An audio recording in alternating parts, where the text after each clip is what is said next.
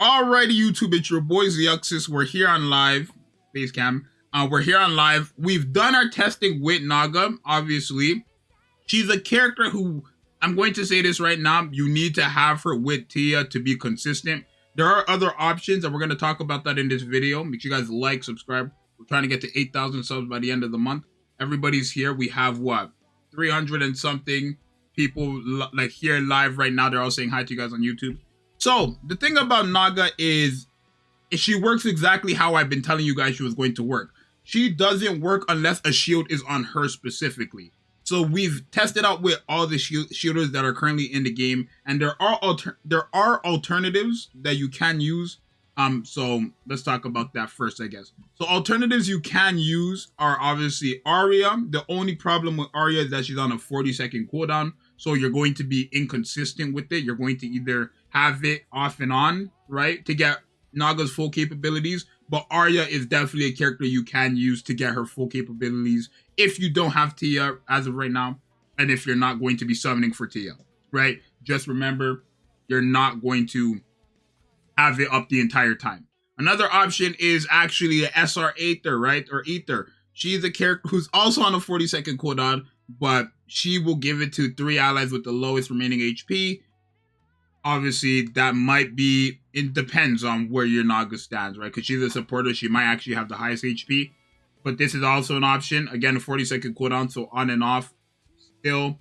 But this is also another option. Another option that could work, depending on how your Naga is built, is Full Quang. She actually does give a shield to 2 allies with the highest attack, right? And she does that on her first skill and her burst skill. Her first skill's on a 30-second cooldown. Her burst skill's on a 40-second cooldown. So it's going to take a while, but Full Quang does do it. As long as your Naga has one of the highest attack out of 5 characters on the team, then you can use Full Quang. But realistically, you want her to be paired up with Tia, because Tia is the only one who's going to be able to make this consistent, since Tia does reduce her burst skill cooldown. So just remember that. So we have our Naga here, full level 5 skills. Let's talk about it real quick. So after 12 normal attacks, she actually recovers the cover HP of all allies. And when the shield is on her, all allies will have damage dealt when attacking core increased by 65.82% for 10 seconds, which is fantastic. She's going to be great against bosses for there, or like supporting there. Activates after 5 normal attacks, affects 2 ally units with the highest attack, which are going to be your main DPSs, which is perfect as well. So that's an additional 32% to like your main DPSs. Again, when it comes to fighting bosses or anybody who has cores, going to be great, right? And then after 5 normal attacks, 2 allies with the lowest HP percentage actually will heal 7.63% of the caster's final max HP. So that means any HP buffs that goes to Naga will obviously be implemented in that healing, which is good, right?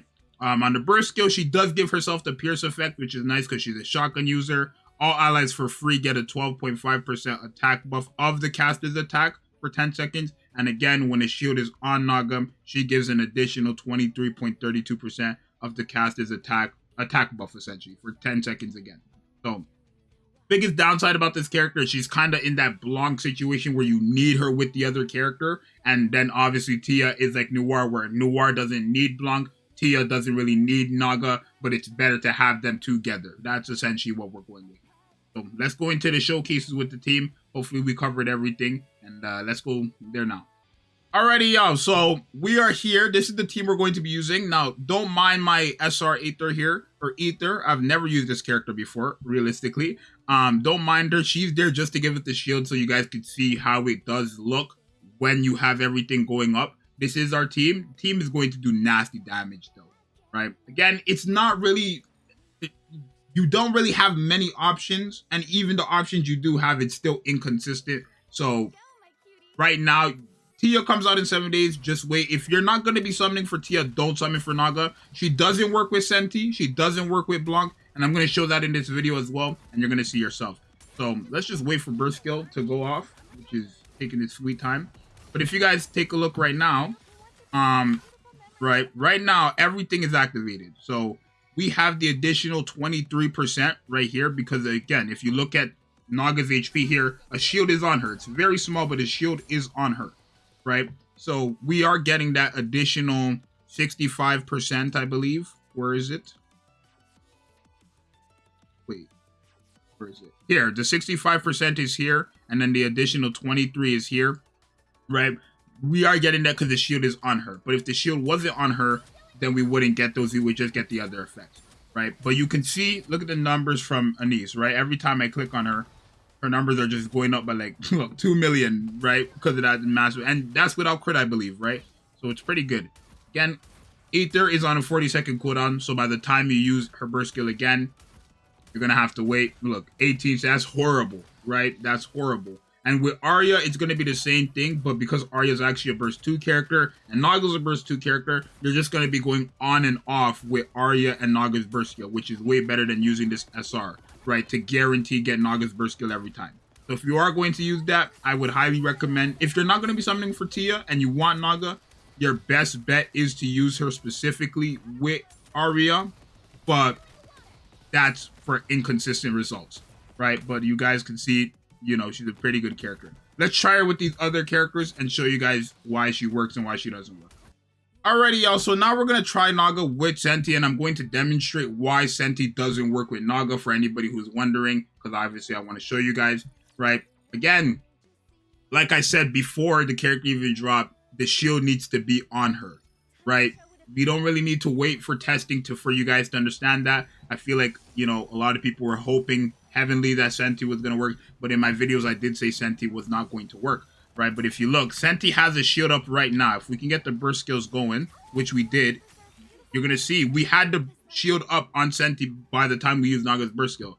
You're going to notice we don't have that additional 23%. We have the 28% from Litter's, well, that's not even the thing. Right? We don't have that additional 23% attack buff or the additional 65% attack buff because the shield was not on Naga. So the shield has to be on Naga. Characters like Senti, characters like Blanc, they won't work. Characters like Polly, she won't even work because she's a burst 2 character as well, and she only gives the shield on her burst skill, which is on the 40-second cooldown as well, and it's only on Polly as well. So Blanc, Senti, Polly, they don't work. The only characters that work are Tia, Arya, Ether, and Folkwang if you do have your Naga with the highest attack, one of the 2 highest attacks, which is not going to happen because she's a supporter. So,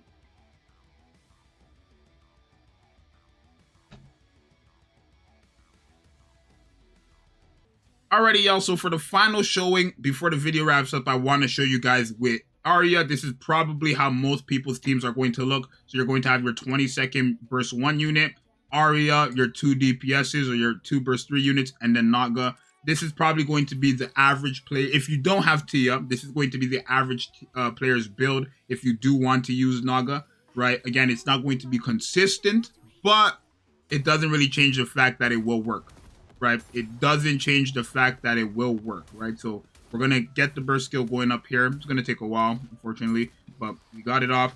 You're going to see, look at Naga's HP. Naga has a shield.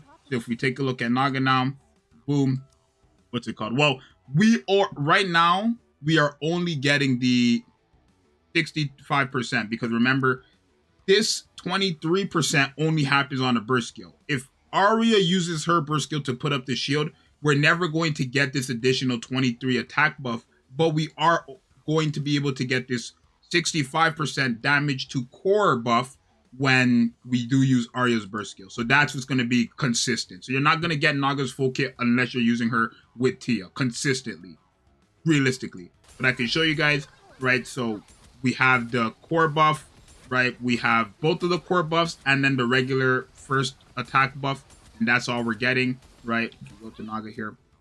That's it. And then when we use her burst skill, again, because we're not going to have a shield up, we're just going to have the regular Naga that you would have if you weren't going to be using her with a shield.